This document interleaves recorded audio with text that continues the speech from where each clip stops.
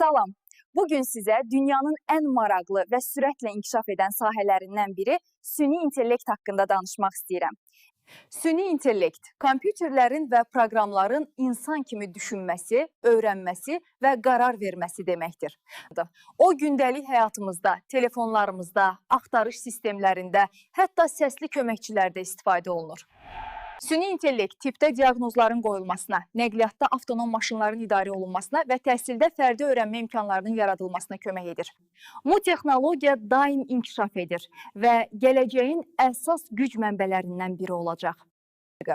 Ən əsası isə süni intellekt insanın yaratdığı bir alət olaraq bizə kömək etmək üçün mövcuddur. Beləliklə, süni intellekt bizim həyatımızı dəyişdirir və yeni imkanlar yaradır. Diqqətiniz üçün təşəkkür edirəm. Yeni videolarda görüşənədək.